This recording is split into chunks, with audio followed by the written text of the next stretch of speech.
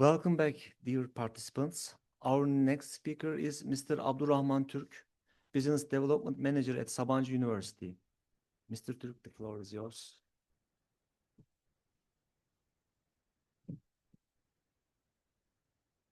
Good afternoon. In the afternoon session, I will give short information about the partner search process, especially for Eurostars program.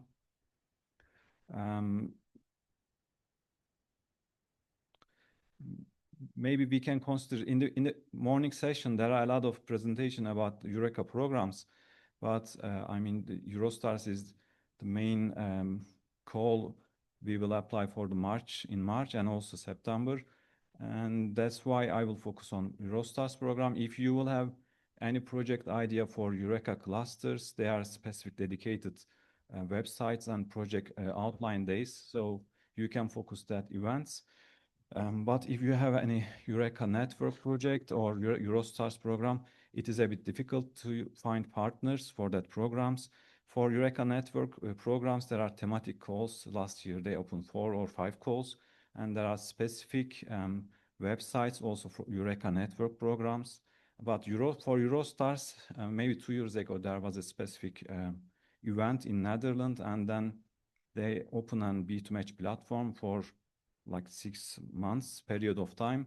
And nowadays, there is no specific B2Match platform, matchmaking platform. And if you would like to find a partner for Eurostars program, maybe you can focus this presentation and find some tricks for your consortium building process.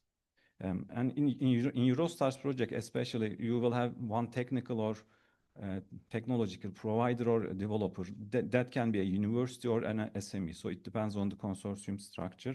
And also you need at least one commercial partner who will develop the technology and sell the product. And in the last presentation before afternoon session, you heard a lot of end user, commercial partner, IPR, business plan, that kind of discussions. So at least, let's say 2 SMEs, 1 commercial, 1 technical SME. But also you can include sometimes, if necessary, end users to your consortium. It depends on the topic you will study. It doesn't, maybe you don't need any end user, maybe some projects, but sometimes it will be good to include one of them. So most probably it can be large enterprise, and also they have to carry out some R&D studies. Otherwise, it can be a bit difficult to get funding at national level for end users. And that's all. If you have some university for technology side, SME, also 1 SME or large company for commercial part, maybe 1 end user. So at 3, 4 partners at most, maybe 5 partners can be good for the consortium composition. And that also there are a lot of discussions in the morning session. So you will try to create a consortium. Maybe if you are lucky, you know the partner beforehand, and it will be very easy to split the work packages, tasks between the partners. And also, if you don't know the partners and you will meet in a meeting, so you have to know their culture, their capabilities, everything. And then you have to define the dedicated task of each partner. So it will take time to create these processes. And at the first stage, you can attend brokerage events, or you can search your partner via partner search tools. And after that, you find the right partners, you will write the proposal. And in that time, you will get to know each other, the consortium partners, if you don't know beforehand. Then you define a very solid tasks, work packages, and after submitting your proposal, if everything goes well, you will have a project management process. So we can shortly describe all this from project idea, starting phase, to end of final report of the running project. We can define the process as well. For the consortium building side, also there are several discussions in the morning session. So an Enterprise Europe network, we have some tools. Also, sometimes you don't need EN anymore, maybe, and you can find your partners by yourself. But we can split this process to phase. One is proactive, the second one is passive phase. You can attend events, maybe you can include that conferences, fairs, other events as well, but we have dedicated events for these kind of project calls. We call it matchmaking event or brokerage events. And also, if you have a current running project, consortium meetings of these projects, especially for Horizon Europe programs, for instance, you have 10 partners and you have regular meetings with that consortium members, then you can find some of the partners, consortium partners, to apply for a new Eurostars project as well. Among these partners, you can select some of them. So it can be a good opportunity if you have currently running EU projects. It will make easier your proposal partner finding process, let's say. And if you don't have any EU projects, so the second stage, maybe you can think about your national projects. Maybe if you are a researcher, you can consider cost actions. Also, there are good networking opportunities. At national level, we have TÜBİTAK projects, and sometimes we can apply individual academician or an SME can apply for national projects, but in the recent years, TÜBİTAK has several collaborative R&D programs, and we are applying as university and SMEs together. And these consortiums, maybe after finishing that kind of national project, you can also define a new project for EU at EU level, and you can find some additional EU partners, continuation of that national projects, especially for innovation actions. For instance, you carry out some TRL 4 to 6 project at national level, then you can apply for Eurostars or Eureka projects to increase TRL of the project at EU level. So in the passive side, we have partner search tools. As I mentioned earlier, for Eureka clusters, they have their own partner search websites. You can go ITIA websites, Celtic and other clusters, and you can define your project idea in that databases. But if you are looking for a Eurostars project partner, then you can use EEN Enterprise Europe Network partner search tool. This program opens every kind of collaboration, not only research, but business or technology requests and offers also available in that database. So especially for Eurostars, let's say if you will use EN database, you can create partner search forms if you will be the coordinator. It is important. If you don't want to be a coordinator, then you can create a technology offer form. It's like not a request, but an offer. We have this technology and we are looking for collaboration in that areas. So you can, as a partner, you can also introduce your technology in the database as well. These are the passive systems, but as you heard earlier in this morning session, there is a good mechanism. You can easily find partners for EN, especially you will offer a project idea and you are looking for a consortium members, you get a lot of expression of interest because everybody looking for some requests. If you are offering something, it is difficult to get reply because you have to find a customer, let's say. But if you are a project coordinator and looking for partners, you will get a lot of answers from your partner search form. And the last part, also Kaan Bey from Birikim Battery mentioned about if you are looking for partners, you can search maybe, and Tekno from Oktay Bey also mentioned, you can search scientific papers or you can attend conferences. This can be both sides. Also, you can search patents to find partners, also competitors. It depends on your position. And also being an evaluator in the EU projects also bring very good network of knowledge. So you can also define potential partners of your future partners, let's say, if you have and evaluate several projects and you know the network of this area, then upcoming years you can also apply and write a good project proposal. In the meantime, you can know who will have active in that area as well. So these are the, let's say, 4 different approach you can take, maybe which one is suitable for you, or maybe 2 of them. And it is important to spend some more time for doing networking and finding the right person or right partner. Also in the morning session, it also mentioned from Birikim Battery Company, defining the right partner also bring the funding to you, because if you don't know or if you don't find the right partner, maybe you will get low results or points for the implementation part. So you will have to spend a lot of time to find the right partner. So from these tools, I will mention two EN specific ones, brokerage events and partner search tools. And for the brokerage events, as I said, there is no specific Eurostars brokerage event this year. And there is no specific platform as well for this year for Eurostars. Maybe if it is still open, you can search the 2 years ago. As I said, there was a platform. Maybe they are still open, and you can search the partners or participants of that event, and maybe you can find some partners from that platform as well. But if you would like to present your project idea and you would like to meet in person or maybe online meetings with some participants, you can attend these 4 events. These are 4 Horizon Europe brokerage events.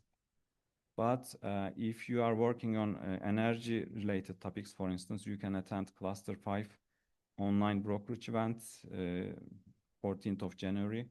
So you can include your project idea to the database, and you can search the organization. Maybe some of them has a good expertise that you are looking for. So for Cluster 5 means in Horizon Europe also there are cluster systems like Eureka cluster, but it's different acronyms. The Cluster 1 is health, 2 is social sciences, 3 is security related ones, 4 is industry, digital and space. Cluster 5 is more circular, energy, transport. There are 3 areas emerge in the Horizon Europe program. Cluster 6, farm to fork, food, environment, that kind of topics. So if you have know which specific cluster you are focusing on, then you can attend these events. And the last 3 of them is physical events. And for instance, CATS in Germany, Karlsruhe, it is dedicated for industry. I mean, this is manufacturing, material development, and that kind of topics in Cluster 4 program. And in Düsseldorf, Successful RNI, they have different thematic areas: health, energy, digital, manufacturing. There are 4 parallel sessions in that event. And if you have specific focus and you find this specific program, also TÜBİTAK has some travel support for these events. You can join and you can try to find your consortium partners for Eurostars projects. It doesn't matter. They are not looking for it is cluster, Horizon Europe cluster proposal or not, but you can definitely use these events for your Eurostars projects as well. And maybe last one for the general but a big event in Eureka organizing every year is the Global Innovation Summit in May next year. I think you can focus this event if you would like to submit a proposal in September call. So in March call, you can use the cluster, Horizon Europe cluster brokerage events, but in September call, I think this one is a good opportunity for you. Last year in Turkey, I think 1,000 people attended in that event. So I assume that there will be a lot of participants, and it will maybe sometimes difficult to find the right person in that event, but there is a B2Match platform. They already open it, and also as EM partner, we are the co-organizer of these events. Also, by the way, we are also helping these 4 events as an EM project. We are helping these organizers as a co-organizer, and we are promoting these events at national level as well.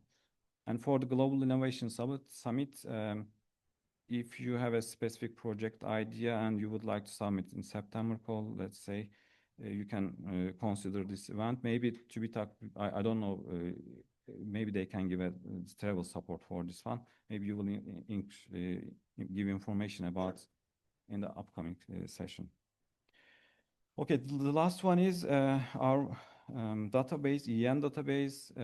As you see in the top of the presentation slide, we have 5 different profiles, and if you would like to offer a project idea, you can select research and development request, or you are looking for a Eurostars project, you can select this one and write Eurostars as an acronym, and then you can filter all the Eurostars related project partner search, let's say. Sometimes I think a lot of offers or a lot of items maybe for business and technology related, but R&D request is maybe at least maybe at most maybe 5% of all these inquiries. So it is not a lot of requests, so you can easily read all of them.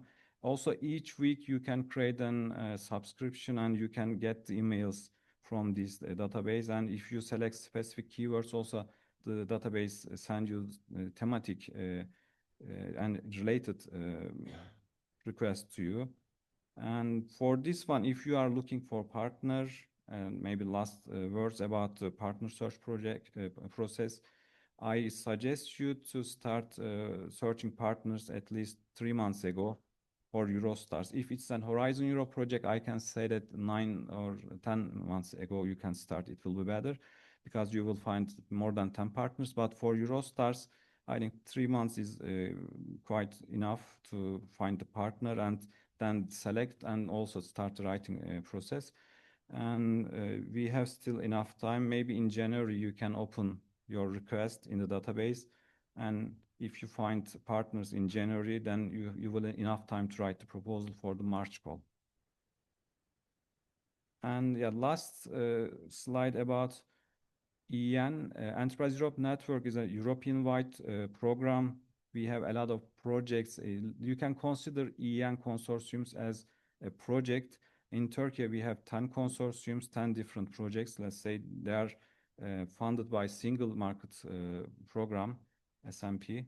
And we are acting in Istanbul region. Sabancı University is the coordinator, and we have Istanbul Chamber of Industry and COSGAP SME agency in Turkey.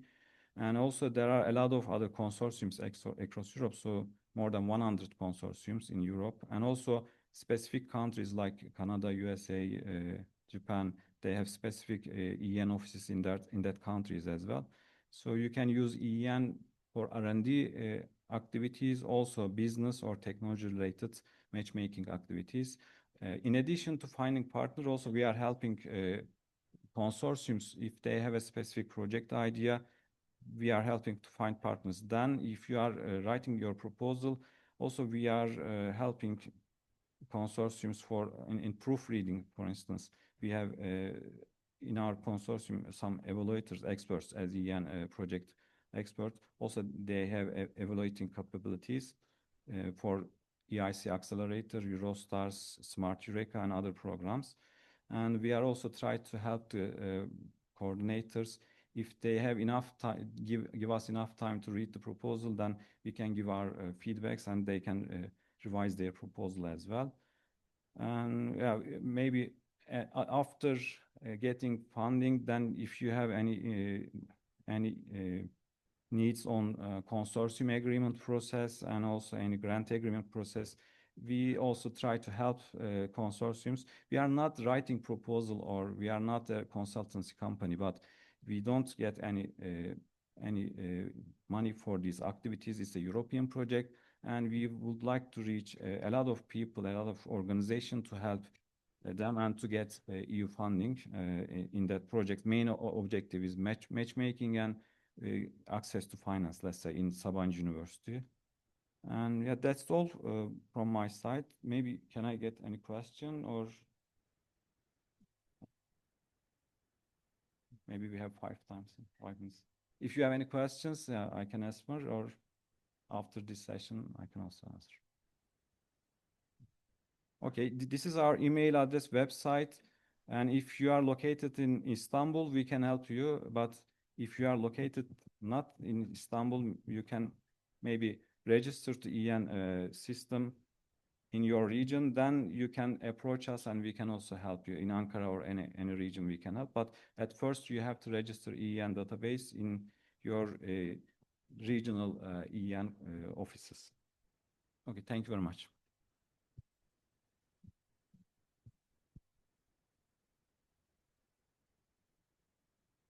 Thank you very much, Mr. Türk.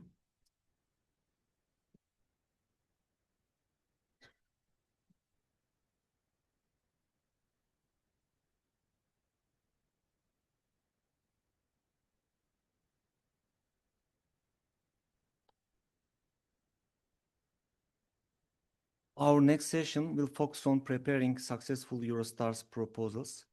Please welcome Professor Dr. Mert Döşkaya.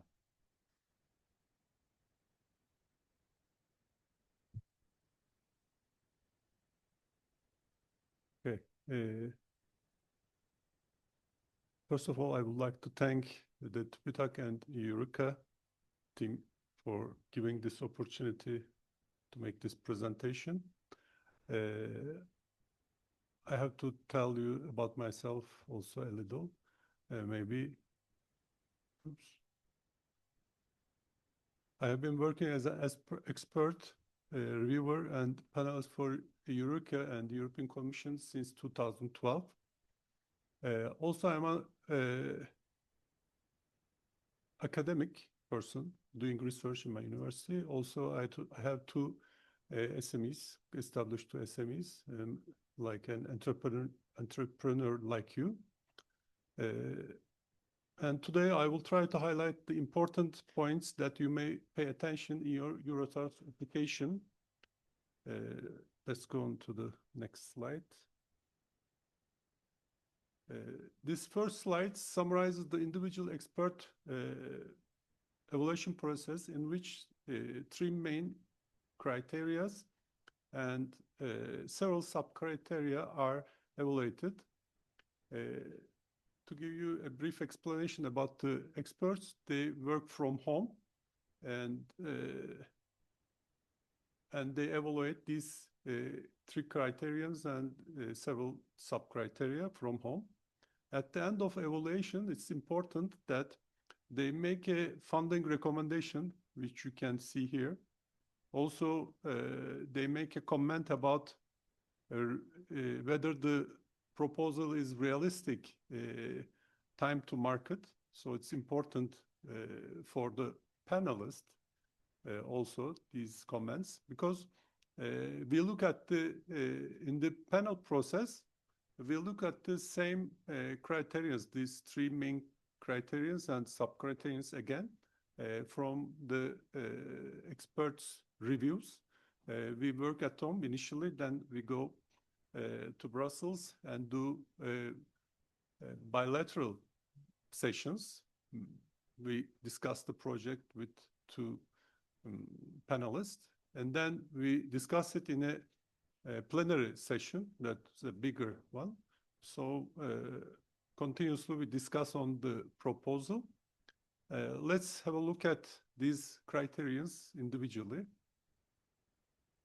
Okay, the first and I think the main important criterion is the first one. Under the criterion one, you have to reflect the high quality of your consortium by showing your expertise, your management expertise initially in international projects. Also, the diverse complementary qualifications of your consortium, which should not overlap with each other, the companies, the university. So they should be diverse qualifications. Your interests for the same target. You have to show your interest, common interest. Either it's a scientific or a commercial, but clearly show your interest for the target. Also, you have to show your high expertise in the field of the project. This is another important issue. It will show your technological capacity. Be careful about excessive subcontractors. In our country, we do not prefer that much subcontractors, but when you select a subcontractor, they should be minimized, because it may appear as your technological capacity is not that good. Another thing is cooperation. It's good to show that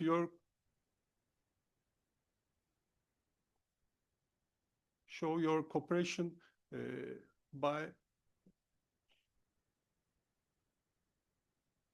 in the proposal that the results are not independently obtained, which means you cannot, an SME should not perform individually all the project.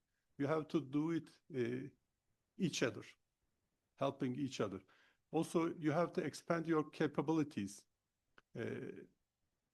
As partners, you have to show that you share the risks of the project, the cost of the project, also the outcomes. For example, the foreground IP, also the generated know-how.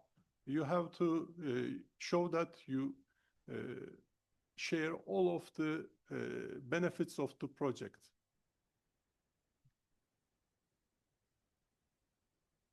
The other sub-criteria is project management experience and managerial capability.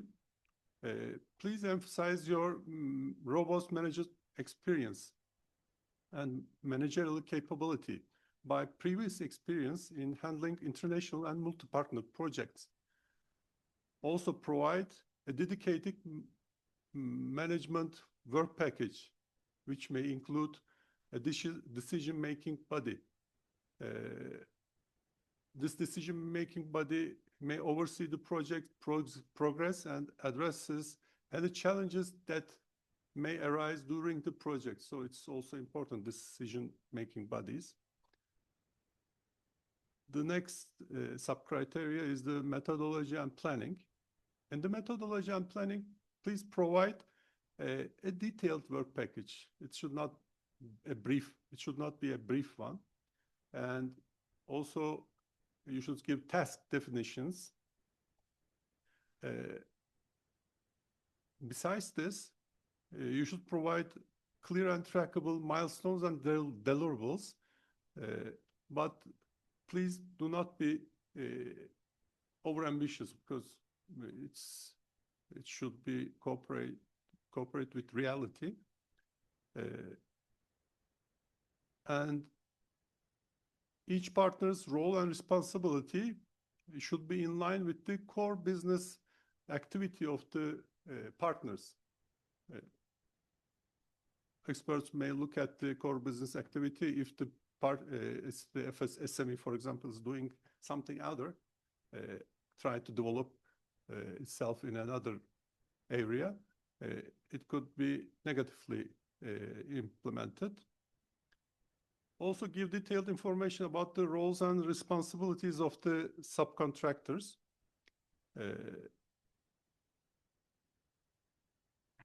A PERT diagram can work very nice. You can put it in the proposal also. Also, you should provide a detailed Gantt chart that should support your application and methodology, all the methodology. The last sub-criterion of the criterion 1 is the cost structure. When we come to the cost structure, it has to be reasonable and in line with your project plan. Show that the budget is divided logically between the partners, also the work packages. Special attention is required for personal costs and subcontractor budget. Please do not overestimate these budgets. Okay, let's come to the second criterion, which is impact. Under impact, in Horizon, you go to other issues, but in Eurostars, it's solely about the commercialization of the product. So the sub-criterion is the market size.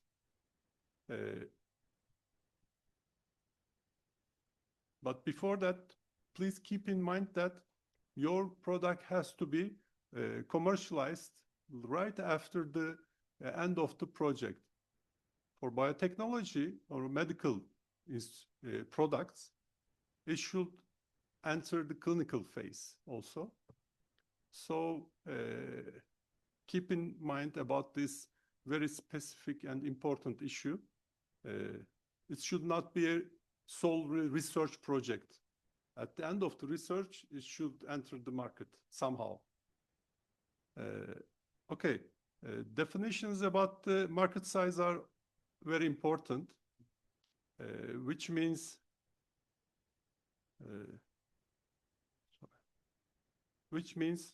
oops, yeah, such as market size has to be realistic.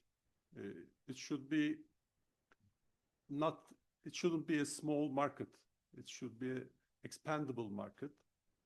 It can be a global or a fast-growing market. You shouldn't go for a saturated market or a negligible market or geographically limited market. You should think about it when you prepare your proposal. You should give answer to the question at the end of this market size part. Are you close to the market? Okay.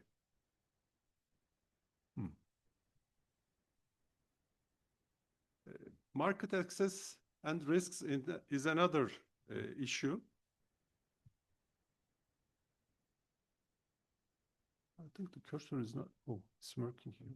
But, oh, yeah, okay. Okay, in order to make a successful market entry, please provide a clear market entry strategy. For example, is the product going to be licensed, or will you market it by yourself or your partner SME company? Your market presence also is important. Are any of your partners qualified in the market? If they are qualified, please highlight it. Plans to contact potential customers are also important issue. Especially describe clearly the SME that have position in the market. And if they have a customer portfolio, you should mention about it also. The other thing is barriers to market under this subtopic. You should ask yourself, are there imported competitors in the market? If there are, please provide a detailed competitor analysis. Also, an estimate of expected market share is important. It's strictly bound to your pricing strategy and whether the market accept this strategy or not. This is also important. You can put a pricing strategy, but you should think about the market also, if they are going to accept it or not. You should show them in your application form. Okay, the other issue is the regulatory bodies. Sometimes people forget to mention about this barrier, but it's very, very important because in Europe, there are very strict regulations for the devices, for example, or the pharmaceuticals that are going to be used for humans. So you should take into consideration about regulatory issues also. And you should have a plan to overcome these regulatory issues, barriers. Apart from all of these, for all of these risks, you should mention some mitigation plans. For example, for the regulatory body, which regulatory bodies are involved in your project, how are you going to overcome these barriers? You should have a mitigation plan. Okay, in the sub-criterion, overall, you should think like you should reduce time to market with this strategy. The other sub-criterion under impact is competitive advantage. Please clearly describe whether your product is unique and better than emerging competitors. Also describe clearly if you will have a price time to market advantage over the competitors. you can support it by a detailed FTO analysis, freedom to operate. If professionally prepared FTO report is very important, and you can put it in the annex if you can. The other sub-criteria is the detailed commercialization and business plan. You should prepare this very neatly. In this plan, please provide detailed pricing strategy. It's critical that you offer a competitive price for a superior product. You may have a superior product, but if you give a very high price, it's a disadvantage. Sales forecasts, including both short-term and long-term targets, are also important. You should give long-term sales and short-term sales plan. Okay, when you make the business plan, it's clear that you should answer this question: how will you make money? Please describe your revenues, profits, but at the same time, investments and costs. You should not only mention about revenues and profits, and that's the good part, but how about the investments and costs? That's also important.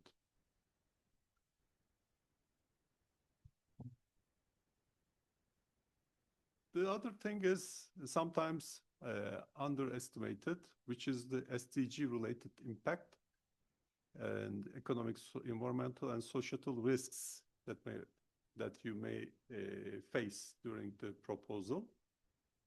I would like to give you the definition of this SDG, which is Sustainable Development Goals defined by World Health Organization.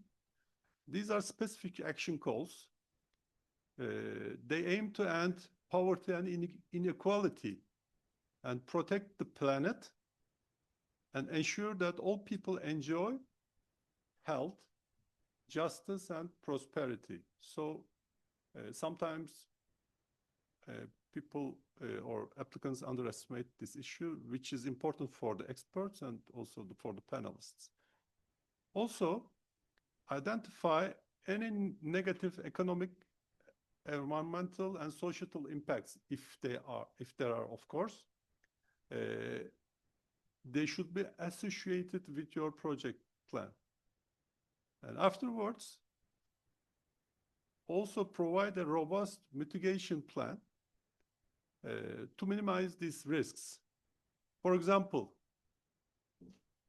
just an example, if you are using too much plastic consumables during your production or project, you should mention about how you will decrease plastic use throughout the project.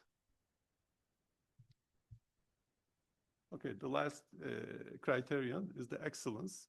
In the excellence section, you mainly focus on innovative features of the product and, of course, how you are going to make this product.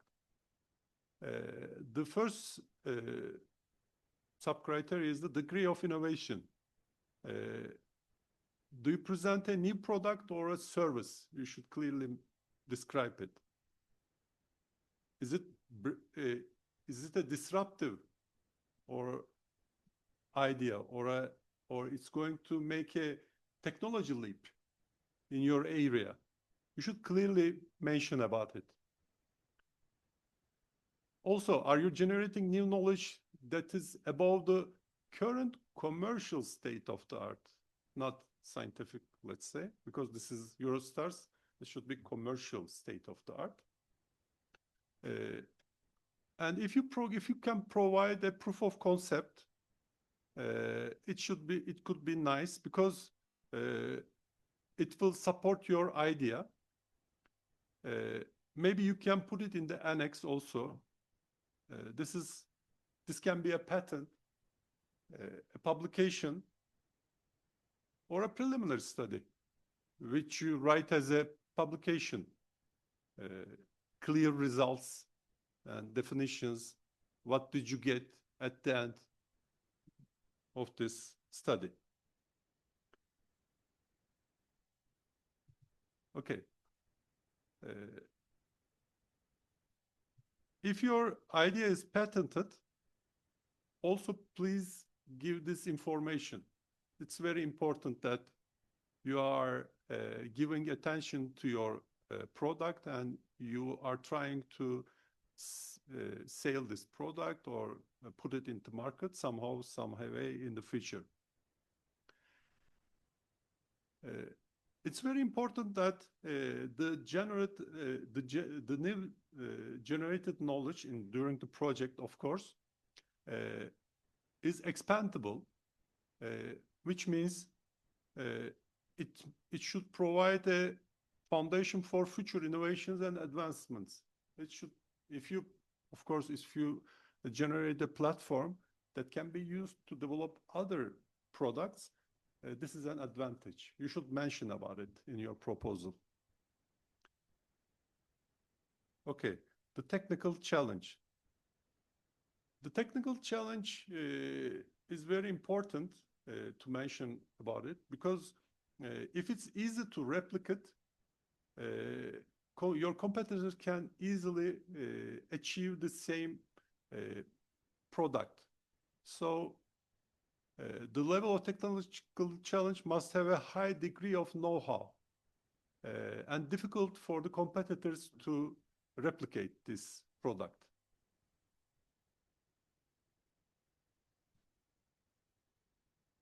And technical approach. Please present a sound, appropriate, and achievable technical approach. It should be achievable within the budget you ask for, also the timeline you plan to finalize the project. Show your know-how supported by publications, as I told you previously. Publications, patents, or preliminary studies, it's very important. Demonstrate the current and the aimed technology readiness level. You should be clear at TRL levels also. You can use annex to add this information, preliminary studies, etc., as I mentioned before. Okay. The next criteria is the gender dimension and intersectionality. Please show your commitment to gender balance in science and research, not in your job or working area. You can mention about it also, the amount of male and female researchers, but the reviewers mainly ask for the research you make, the relevance of gender or intersectionality in your research. So this commitment is especially relevant for human-related products. If anybody aim at developing a product for human use, it can be an artificial intelligence program also. You should mention about the gender or the intersectionality. Okay. The other thing is, sub-criteria is the technical risks and mitigation plans. Please demonstrate that you are aware of technical risks that may arise in each work package. There should be reasonable mitigation plan for each risk. At this stage, determination of go-no-go decision points are critical. You have to show that you know where to stop. You must not spend money for a deadlock.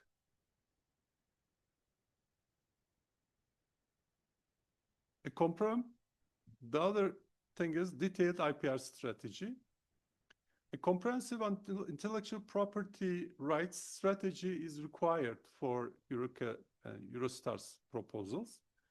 It can be an advantage if the proposal includes a consortium agreement draft also, which means you already made an agreement with your partner and you know how to share the foreground IP that may arise from the project. This is very nice. It will affect the reviewers. Okay. And the last, finally, the experts recommend whether the proposal is worth funding and whether the time to market is realistic solely based on your application or what you wrote in the proposal. Do not forget about it, because these are very important. You must not expect from the reviewers or the panelists that it's worth funding or time to market is very close. You should clearly write in your proposal. I hope that this presentation will help you to prepare a successful application, and thank you for listening.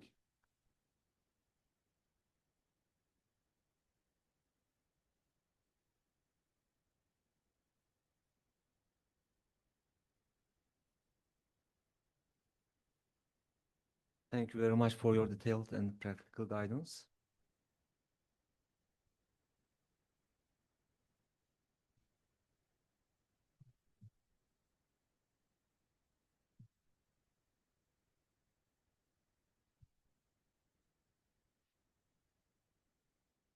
Our next speaker is Nenad Bulyan.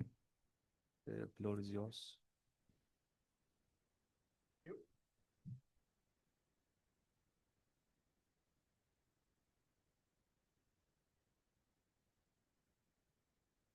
Hello, everyone. I'm glad to be here, and I hope that you can still manage to listen for 2 hours, because they told me to speak for 2 hours. Now, I'll try to make it short, and there will be some time at the end, hoping that you will ask some questions, because Mert and myself are here with the practical experience in evaluation and being members of evaluation panels. So maybe we can give you some hints, although through my presentation, I'll try to give you some do's and don'ts in terms of preparing. Mert was saying something about general approach, and I will try to be more specific in some things based on some experiences from previous evaluations, and having opportunity to see also some redress requests, some change requests, and so on. Yeah, and I wanted to start my speech with being thankful and grateful to TÜBİTAK for inviting me. It took me 60 years to come to Turkey for the first time, and I promise it wouldn't take me another 60 to come for the second time, even if you don't invite me. Yes. Thank you. I know a couple of jokes. If you don't ask at the end any questions, I'll tell you some jokes so that you can smile again and hopefully clap. So what I want to point out is that in preparation of the application, you should really be methodical. And I don't want to scare you, but if you are planning to apply for the March deadline of Eurostars, and you still haven't started working on it, I'm afraid that you might be a bit late, because it takes time to prepare a quality application. I mean, first of all, it's idea development. You have to develop your idea, but also you need to find the partners, as my predecessor was explaining through EEN. One important thing which people sometimes don't recognize is that you should check about the specific national rules in countries of your partners, because not in all the countries rules are the same. As an example, I'll come back to that during my presentation, but if I forget, I'll tell it now. I know for two, by heart, I know for two exceptions, one of them being for Spain. In Spain, universities are not allowed to be partners on a project. So in Spain, you can only subcontract universities if you want to have them on a project, which is okay in general. But if you subcontract something to university and that subcontracting cost is very high, then it starts with question marks. So therefore, in your application, explain if there are some specific national rules, explain that this and that is happening due to the specific national rules. Another example, which we just recently had, is for Netherlands. Netherlands doesn't finance project management. They don't recognize personnel costs for project management. So you have application with a Dutch partner and having zero cost for project management work package, which looks strange, you have to say. Therefore, if you have such a case, again, explain. There is nothing in your application which is necessarily bad if you explain it properly. But just you have to explain, don't take it as something which is commonly known. You just explain that. Another important thing when building, when preparing a presentation is to negotiate legal frame in advance. You don't have to, and you are not requested to sign a legal consortium agreement, but you should negotiate it in advance and define all the details. Because if you only start negotiating about consortium agreement when you submit the application, you have seen in Michaela's presentation that some projects didn't start because they couldn't reach consensus on consortium agreement. So start thinking of that well in advance and preparing it well in advance, taking special care about what happens with IP should one of the partners leave the consortium for any reason. I've just recently seen a project where the main partner went bankrupt, which happens. That's something that you cannot foresee in advance. But in consortium agreement, it was written that should the main partner leave, the other partners lose the right on intellectual property of the first partner. So even if you find a substitute partner who will join instead of the one who was leaving, your hands are tied because you cannot use the intellectual property developed by the leaving partner. So think of these things, hoping for good, but preparing for bad. And yeah, it takes time to write the application. So my advice, having a number of applications, not for Eurostars, but for other programs written myself, don't wait until 1:55 on March 19th to submit your application. Aim at the beginning to have it finished by March 10th, so that you have time to go through it, read it once again, check for the small errors. Of course, sometimes you cannot control everything, but at least plan for that.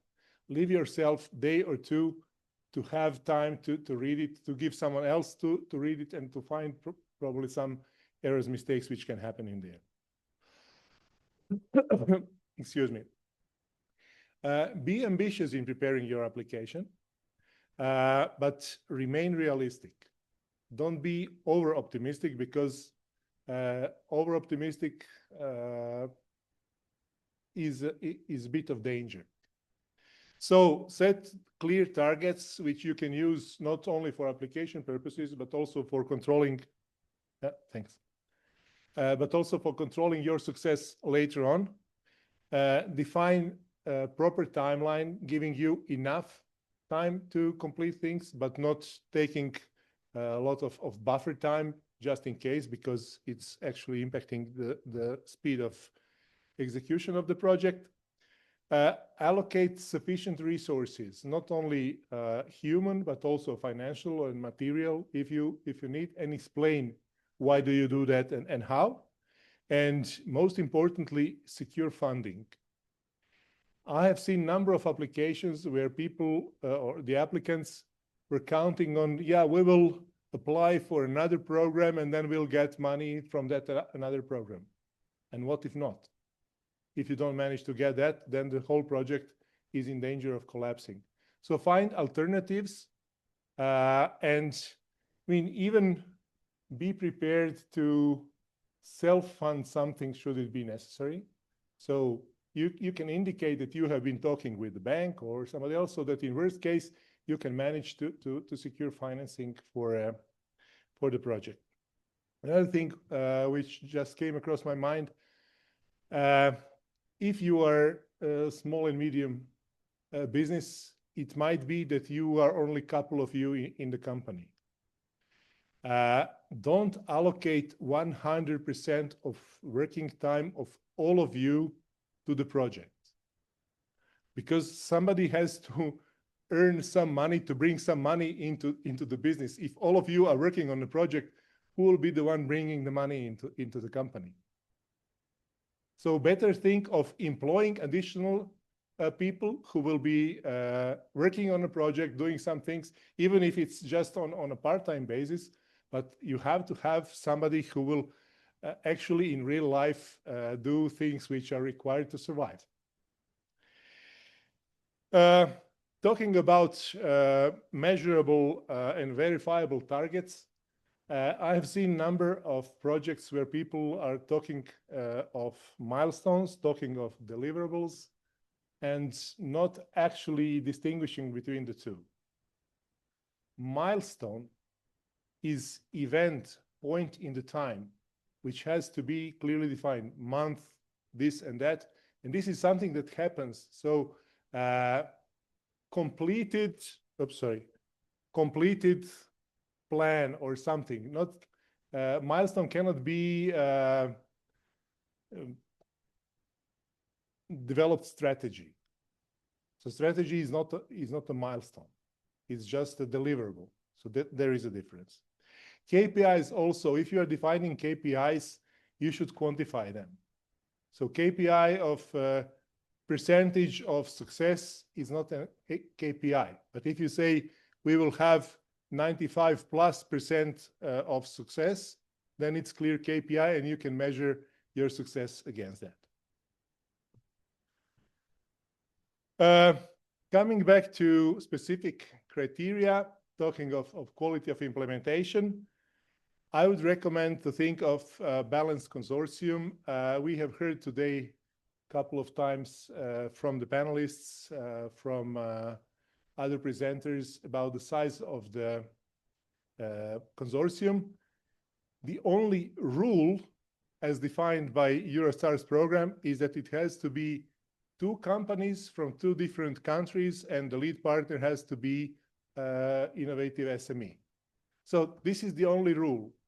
But advice coming from the practice is to have more than 2 partners, because as I told you, something can always happen to one of the partners. And if one of the partners is leaving, having just 1 partner remaining, it's a big trouble, I would say. Of course, you can replace them, but it takes time, process of search and so on. So my suggestion would be, of course, it's not mandatory, it's just suggestion from the practice, have somebody who's developing technology, have somebody who has academic background, research, and have somebody who is close to the market, somebody who knows the market needs.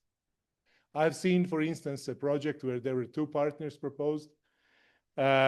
One software company developing something with AI for a medical application. Another partner was regulatory expert who was capable of doing all this regulatory stuff. They didn't have anybody from medical part of science included in a consortium, and they were developing something for health. It simply doesn't look good. I mean, it's not that the project will fail on that, but it will certainly not be highly appreciated in the assessment, in the evaluation of the project. Another important thing, talking of added value and synergy. The idea of Eurostars project is to have international collaborative projects. So collaborative means we are working together, not we are working for each other. Therefore, I don't know if some of you have been already filing the application, but in the application you are expected to present financial budget per work package.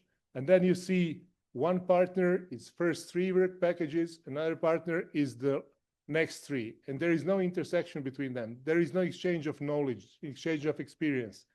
This is not actually generating added value. This is not working synergistically together. So it is complementary. They are covering different areas, but that's definitely not synergistic. When it comes to costs, also, as far as I can recall, there is no specific field which or part of the application form which would ask you to explain all the costs, but try to be descriptive in that one, because if you get in budget material costs which are 10 or 15% of the total budget and it's not explained, then it's a problem for the people who are assessing it, who are evaluating it, because they don't know what 10 or 15% or even more than that is going to. So explain it. I mean, if we are talking about some marginal costs, then it's not necessary to describe it. But if we are talking about significant cost, then of course it's important.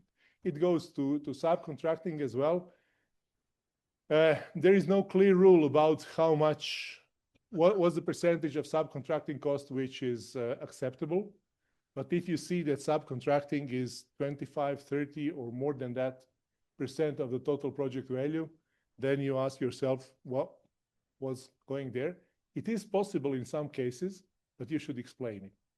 For instance, if you want to develop some chips, there are only 3, 4, 5 companies in the world which can produce chips for you, so you have to subcontract it. It doesn't make sense that you buy all the equipment and do everything, because you will never need it. But then you say there is only 3 companies in the world who are able to do that, and therefore we are subcontracting, no matter how much that subcontracting can be. And again, I was talking about national specific rules before. I'd like to remind you of that. So if you are subcontracting things due to national specific rules, be clear about it and say it. So there are also some don'ts, some things which I will suggest to avoid. One, and probably the most important of those, is not to subcontract core project elements. We see a number of times that people are subcontracting project management. Being consultant, writing myself the applications, I know where it comes from, because consultants who were preparing applications are trying to find a way to get some additional revenues by nominating themselves for project management.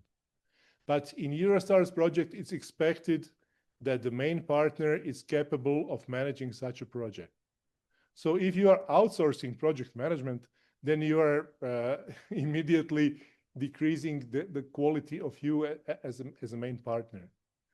So be very cautious with that. Or if you are subcontracting very important research activities, something which is your specific knowledge, and you subcontract that, you are losing competitive advantage.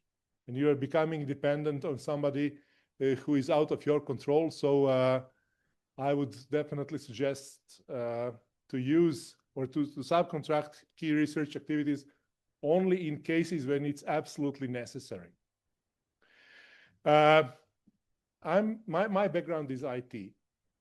So in IP, I was mostly dealing with IT projects. And when I see an IT project which lasts for 3 years, and these 3 years they have 36 person months working on the project, I just have a blackout, because in IT, things are happening over the night.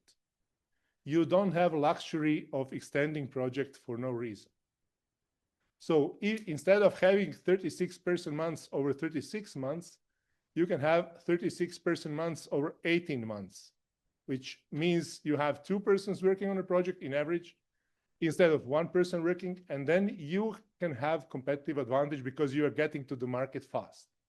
If you extend it for no reason, then you are just trying to finance your operation and cover it with the Eurostars project, which is probably not the best way to do it. And when it comes to costs, Mert was mentioning something about it.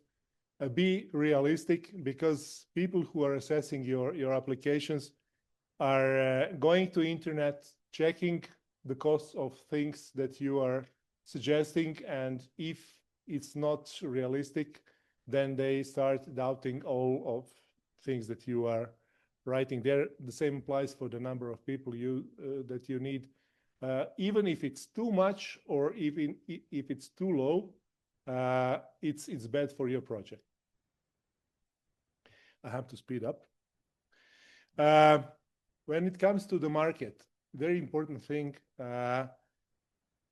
market size and market demand, although looks similar, it's, at least in my opinion, very different. Because market demand can be huge. Talking about some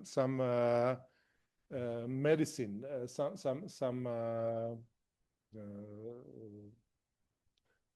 pills or something, something like that. You can have people, I don't know, with COVID, if you would be able to have a vaccine against COVID, that would be some years ago great thing, because the market demand was huge.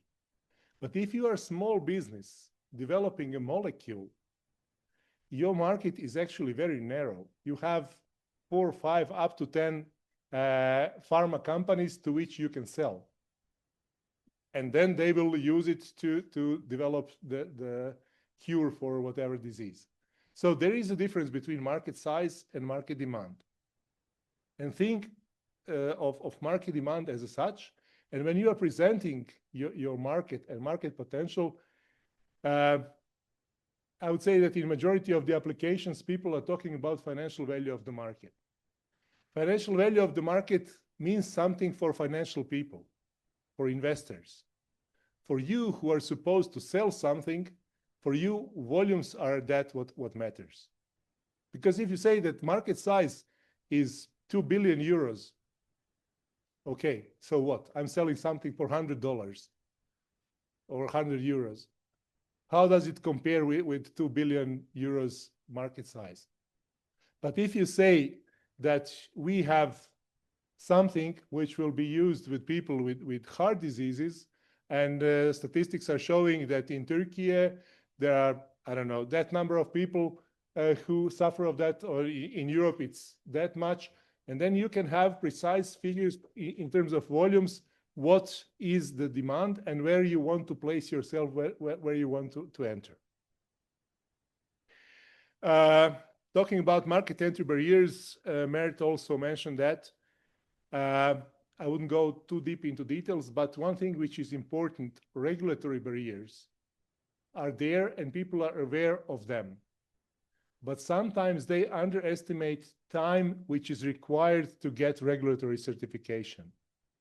So think of that time, and probably you shouldn't go to worst case, but try to go on a safe side. So if you can get CE mark in between 6 and 12 months, and you count that you will get it in 5 months because you will be very lucky, I think you are running a major risk. So in such a case, I would more go towards 9 or 10. So not saying necessarily 12 months, but not being too optimistic. If it happens earlier, even better, but you never know.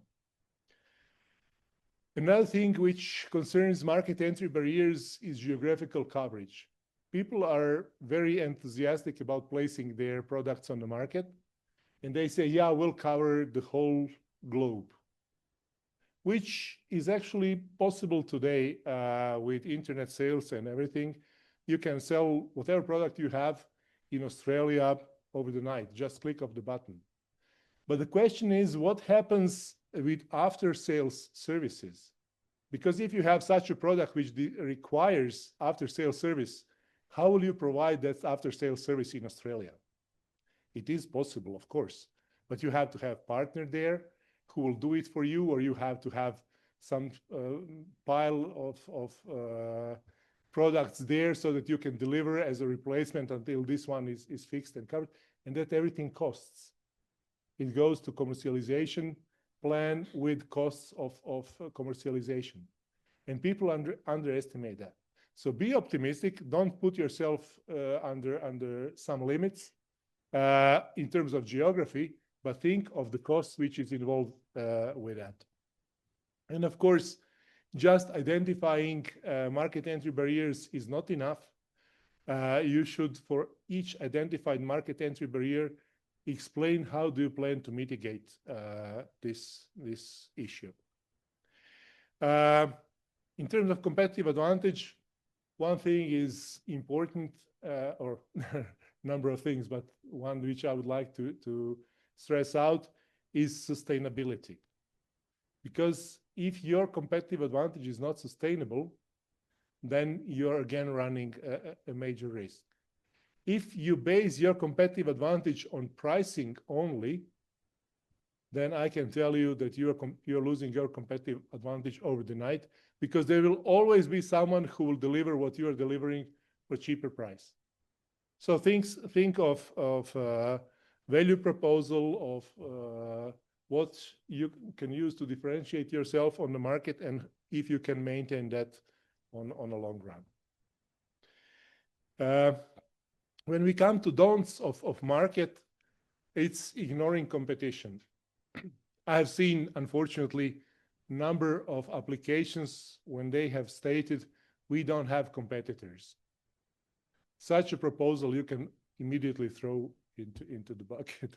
I mean, not that bad, but there is no single thing in this world, or at least I can't think of anything. If anyone of you have the example, please speak up, where there is no competition. If it's not direct, there is certainly indirect competition.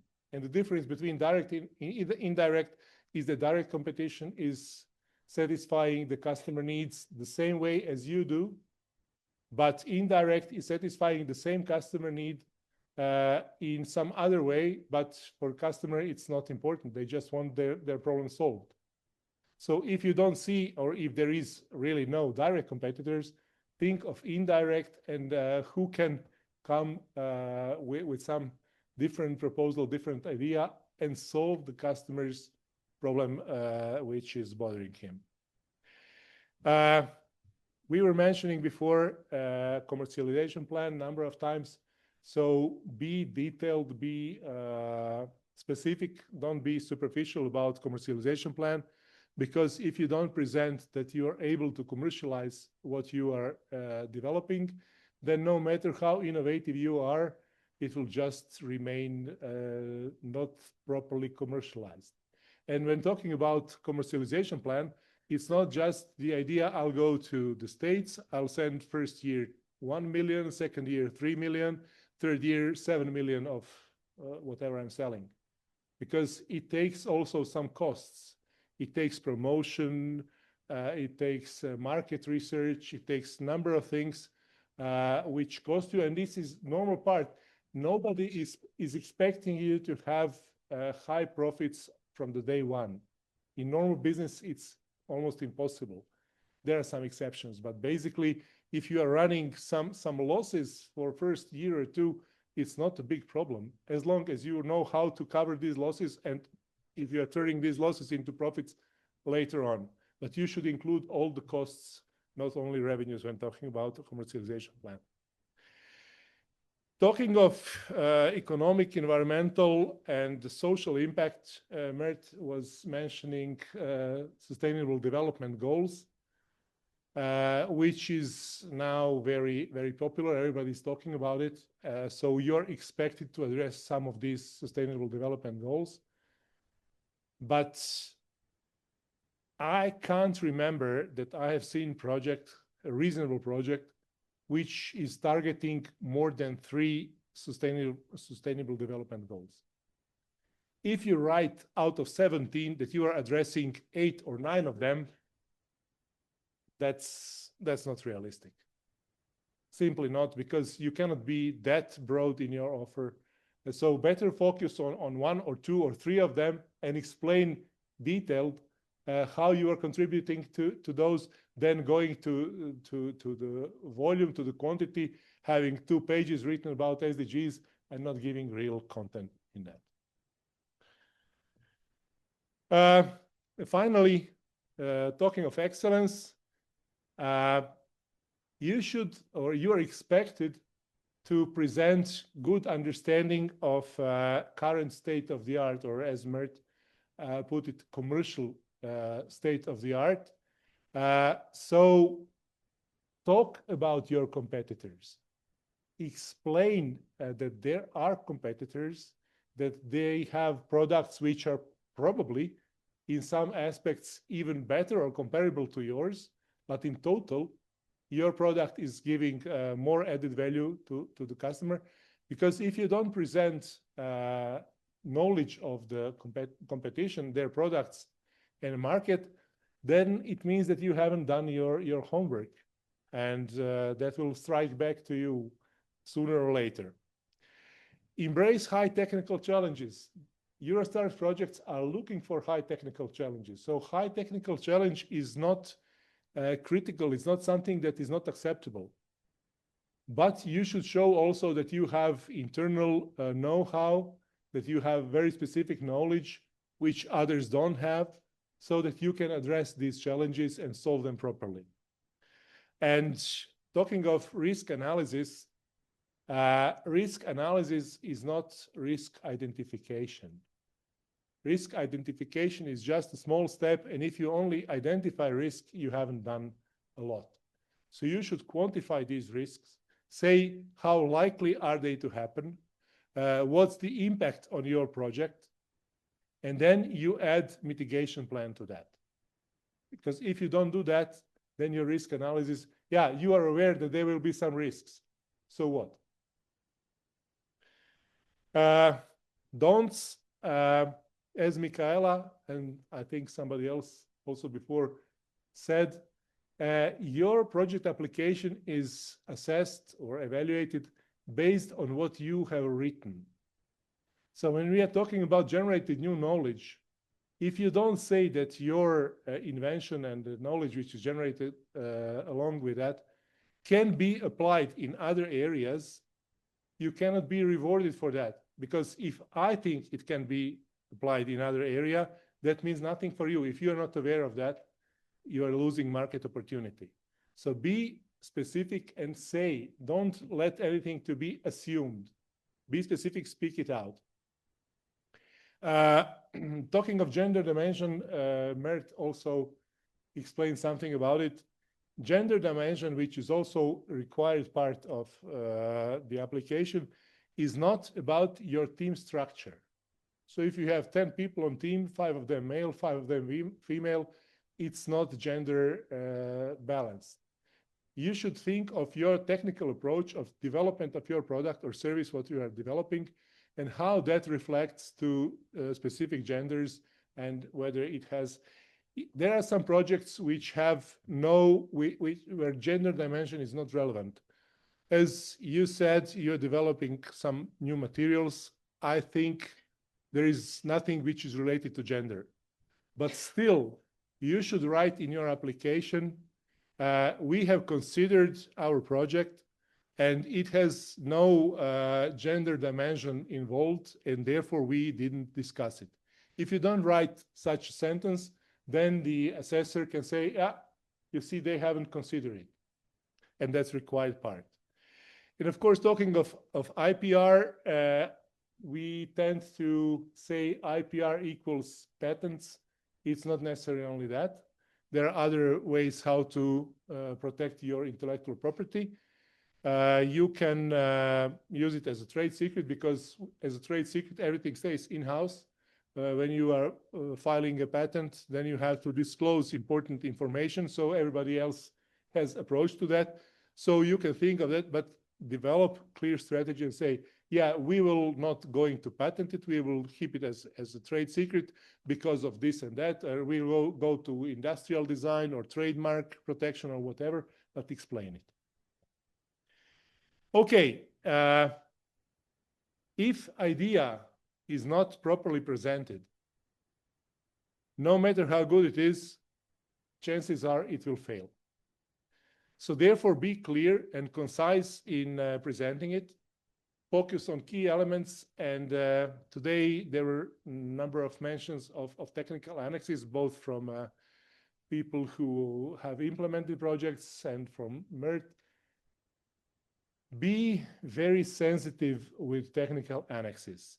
I have personally had one application which was like 70, 80 pages of the application, plus 100 and something pages of technical annex.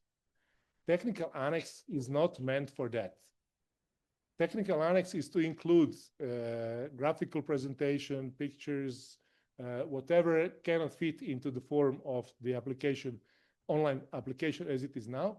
And my suggestion would be, if you are referring to something which is in technical annex, write in the text of the application as presented on graph 1 in technical annex on page whatever. That makes life of the assessor easier. That makes assessor think that you have prepared yourself properly. And then the assessor, being human, is looking at you with different eyes, as if he or she has to go through 100 pages looking for something. Provide sufficient information in the application, but don't go into too many details, because application will grow unnecessarily big. And people who are reading it should be or are, they are chosen on that basis, are familiar with the area, and they should be fully aware. Unless you have something which is really specific, something that is known to 10 people in the world, so that you have to go and be more specific, but don't go into too many details. And finally, when preparing application, show self-confidence, show that you believe in what you are doing. And these are minor things. I always suggest people in the application never write "if we succeed." Because if you're not sure that you will succeed, then you're already bringing some suspicion in general. So write, instead of "if we succeed," write "when we succeed." It's a minor thing, but it works. Of course, don't let this self-confidence turn into arrogance. Like in 2 years, we'll have global market 60%, because it's simply not possible. And to conclude, failing with the application, as we have heard from people in the panel today, failing doesn't mean you should give up. You should try again, because you get, I don't know how many of you have the experience with the applications, but those who have applied so far have seen that you get very detailed feedback from remote experts, from IEP panel. And if you are working based on these recommendations to improve your application, it will certainly help. Although it's not mandatory, I suggest to those who are applying again to refer to previous application and say, okay, in previous application, we got the criticism about this and that. We have fixed it this way, because it's, again, easier to follow, to track, and it's appreciated. Sometimes it happens that the same person who was assessing your application previously get that application again. So if that person sees that you read and accepted suggestion from the last time, they will certainly appreciate it, and they will give you better scores. It happened to me. I was in IEP. I had the application from the same applicant for the same project twice in a row, so once in May, once in November. The application was approximately 70 pages or something like that. Out of all 70 pages, less than half a page of text was changed, including dates which were not changed. And people are expecting to get better score. Is it realistic? So if it happens, I hope it wouldn't, but if it happens that you fail, think of what can be improved. Sometimes change of project scope or change of project partner can be the right way to continue. Empirically, it's confirmed that resubmission is, if improved, is getting better scores in IP. And sometimes it's probably better to do everything from scratch than to try to fix bugs that you have from before. But it's up to you, of course. I know if somebody of you was rebuilding something at home, you know that it takes more time, more money to fix something that is seriously damaged than to build something new from scratch. So that would be it from my side. I really took my time. So it's 3 o'clock. I don't know if we have time, or first of all, if we have questions. Yeah. May I? It's okay, yeah.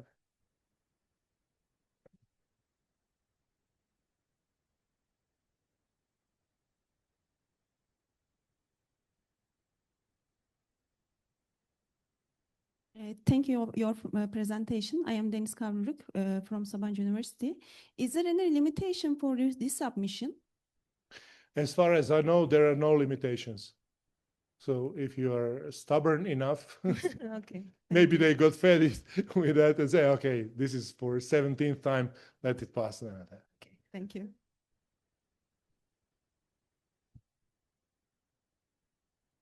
Anybody else? Okay. Based on your experience, for example, since each project gets a score for each criterion, and the proposal has failed initially, what do you think if the proposal score from criterion 3 is high and the others are low because of that failed? Does it have a chance of getting improved without changing the SME partner or changing the idea, blah, blah? This is important sometimes because you can fail, but you may have a unique idea. You can improve it. That's why maybe the applicants may want to hear about that. I mean, personally, I would never give up after the first attempt, because in first attempt, you never know what happens and why. If you have really great idea, I think it's worth coming back even more times. But you have to work, because it was Einstein, I think, who said the definition of mentally unstable people is that they expect to have different results doing everything the same way. So you have to change something, and you get the feedback from remote experts, you get the feedback from IEP. And if you are working on that, so if they tell you you haven't done market analysis properly, then you go back and do a bit more detailed market analysis. Or if your commercialization plan is not convincing, then you see what's wrong with the commercialization plan, and you further develop your commercialization plan. So I would never give up after first attempt. I'm not sure that if I would fail 3 or 4 times that I will go for 4th or 5th time. But one thing you should also take into consideration when thinking of resubmissions, the time is flying. Competitors are not sleeping. So if you want to do something, you should catch up with the time. And one thing which is important, and thanks for reminding me of that, when you are resubmitting your proposal and you have not done anything since the last time, so there was 6 months in between the applications. And you don't have to make giant steps, but only small leaps, at least, just to show that you are still working on it. You don't have money to fund all of that, but you are working on it as much as you can, self-funding in kind contribution or whatever, but moving things forward. Because if you are just sitting there and waiting for 6 months and then for another 6 months that something happens, competitors in these end months have done already a lot. So I would definitely go for it, try to improve based on the comments. And meanwhile, I'll be doing as much as I can to further develop the idea and to have something, not to stay frozen in time, in the time of first application. Okay, thank you. You're welcome. Anybody else? Okay, if there are no questions, I have to share a joke with you. Oktay reminded me, mentioning consultants and importance of having consultants. Being consultant myself, I think that I'm entitled to tell you this joke. When consultant came to the client, he was offering his services and say, look, you have money, we have experience, we do the job, we'll have money, and you'll have experience. So hoping that your experience will be positive and good one, working with my fellow consultants, I thank you for your attention. I hope I was not too boring. I exceeded my time, but as you can see, I can speak a lot. That's probably also being a consultant. I'll be around should you have any questions later on. Feel free to get here. Yeah, and another thing which I think is important. After such events or webinars that we have for potential applicants and so on, I receive a number of requests on LinkedIn for linking. I don't have a problem with that being linked with anyone. But does it really make sense? If we will never meet again, if we will never talk about some common interests again, I don't see personally LinkedIn as a collector's album having number of pictures. How many pictures have you? Oh, you have 2 more than myself. I'll send 2 more requests to catch up with you. So if you send me request and I politely don't accept it with such explanation, don't get offended. It's not because of bad intention. It's simply that out of 600 something contacts that I have on LinkedIn, I personally know at least 95% of them. So if it's important for you to know, to have my picture in your collector's album, no problem, just write me, I just want your picture. You'll have it. Thank you.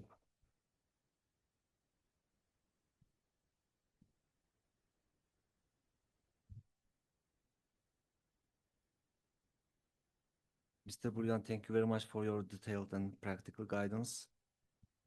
We will now take a short 20-minute coffee break and continue at 15:20. Please be on time for our next session on national support programs. Thank you.